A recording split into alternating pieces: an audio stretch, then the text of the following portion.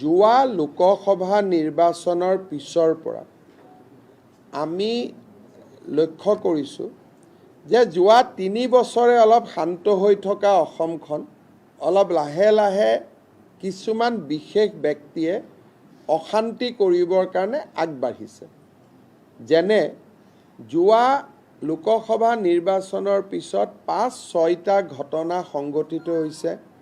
মাজবাটত এটা ধৰ্ষণৰ গোচৰ বা ধৰ্ষণৰ ঘটনা হৈছে। ঢেকিয়াজুলিত এটা ধৰ্ষণৰ ঘটনা হৈছে। নিৰ্বাচনৰ মাজত দুধনৈত জনজাতীয় ছোৱালী এগৰাকীৰ ওপৰত একেই ধৰণৰ অত্যাচাৰ কৰা হৈছে। বৰপেটাত এখন গাঁৱত সংঘবদ্ধ আক্ৰমণ চলোৱা হৈছে। কোকৰাঝাৰতো এখন গাঁৱত সংঘবদ্ধ আক্ৰমণ চলোৱা হৈছে। যোৱা 3 বছৰ অসমত এইবিলাক কৰিব কোনেও সাহসো কৰা নাছিল আৰু প্ৰায় এইবিলাক ঘটনা কমি গৈছিল। কিন্তু যোৱা এমাহত উপৰ্যুপৰি এনেকুৱা ঘটনা আৰু এটা পেটাৰ্ণ, কিছুমান বিশেষ লোক, বিশেষ ব্যক্তি, বিশেষ ঘটনা, এই ধৰণৰ ঘটনা আমাৰ মাজত পোহৰত আহিছে। অসম আৰক্ষীক নিৰ্দেশ দিয়া হৈছে যে কঠোৰৰ পৰা কঠোৰতম ব্যৱস্থা হাতত ল'ব লাগে আৰু এই বিষয়টোৱে আমাক চিন্তিত কৰিছে। ইয়াৰ আমি উত্তৰ বিচাৰি উলিয়াম। যোৱা এমাহত বিশেষকৈ লোকসভা নিৰ্বাচনৰ পিছত এটা চক্ৰ অনুপ্ৰাণিত হৈ উঠা দেখা গৈছে। মই 6টামান কেছটো আপোনালোকক মুখেদি কোৱালোঁ আৰু মোৰ নলেজত নথকাও আৰু কিমান ঘটনা হৈ আছেতো মই নাজানো। গতিকে এই ঘটনাবিলাকে আমাক অলপ চিন্তিত কৰি তুলিছে। বিভিন্ন জাগাত আমাৰ মন্ত্ৰীসকলো গৈছে ঘটনাৰ পিছত ঘটনাৰ খবৰ ল'বৰ কাৰণে। সামাজিক পৰ্যায়ত ৰাইজে চিন্তা কৰিব লাগে যে কিহৰ কাৰণে হঠাৎ তেওঁলোকে মূৰ দাঙি উঠিলে, আৰু পুলিচি পৰ্যায়ত আৰক্ষীয়ে চিন্তা কৰিব লাগে যাতে এনেকুৱা ঘটনা সংঘটিত হ'ব নাপায়।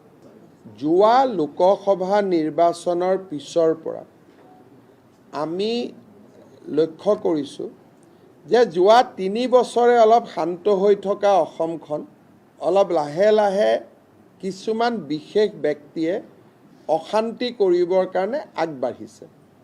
যেনে যোৱা লোকসভা নিৰ্বাচনৰ পিছত 5-6টা ঘটনা সংঘটিত হৈছে। মাজবাটত এটা ধৰ্ষণৰ গোচৰ বা ধৰ্ষণৰ ঘটনা হৈছে। ঢেকিয়াজুলিত এটা ধৰ্ষণৰ ঘটনা হৈছে। নিৰ্বাচনৰ মাজত দুধনৈত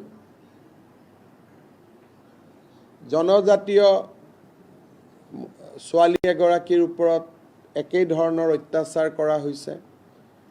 বৰপেটাত এখন গাঁৱত সংঘবদ্ধ আক্ৰমণ চলোৱা হৈছে। কোকৰাঝাৰতো এখন গাঁৱত সংঘবদ্ধ আক্ৰমণ চলোৱা হৈছে। যোৱা 3 বছৰ অসমত এইবিলাক কৰিব কোনেও সাহসো কৰা নাছিল আৰু প্ৰায় এইবিলাক ঘটনা কমি গৈছিল। কিন্তু যোৱা এমাহত উপৰ্যুপৰি এনেকুৱা ঘটনা আৰু এটা পেটাৰ্ণ, কিছুমান বিশেষ লোক, বিশেষ ব্যক্তি, বিশেষ ঘটনা, এই ধৰণৰ ঘটনা আমাৰ মাজত পোহৰত আহিছে। অসম আৰক্ষীক নিৰ্দেশ দিয়া হৈছে যে কঠোৰৰ পৰা কঠোৰতম ব্যৱস্থা হাতত ল'ব লাগে আৰু এই বিষয়টোৱে আমাক চিন্তিত কৰিছে। ইয়াৰ আমি উত্তৰ বিচাৰি উলিয়াম। যোৱা এমাহত বিশেষকৈ লোকসভা নিৰ্বাচনৰ পিছত এটা চক্ৰ অনুপ্ৰাণিত হৈ উঠা দেখা গৈছে। মই 6টামান কেছটো আপোনালোকক মুখেদি কোৱালোঁ আৰু মোৰ নলেজত নথকাও আৰু কিমান ঘটনা হৈ আছেতো মই নাজানো। গতিকে এই ঘটনাবিলাকে আমাক অলপ চিন্তিত কৰি তুলিছে। বিভিন্ন জাগাত আমাৰ মন্ত্ৰীসকলো গৈছে ঘটনাৰ পিছত ঘটনাৰ খবৰ ল'বৰ কাৰণে। সামাজিক পৰ্যায়ত ৰাইজে চিন্তা কৰিব লাগে যে কিহৰ কাৰণে হঠাৎ তেওঁলোকে মূৰ দাঙি উঠিলে, আৰু পুলিচি পৰ্যায়ত আৰক্ষীয়ে চিন্তা কৰিব লাগে যাতে এনেকুৱা ঘটনা সংঘটিত হ'ব নাপায়।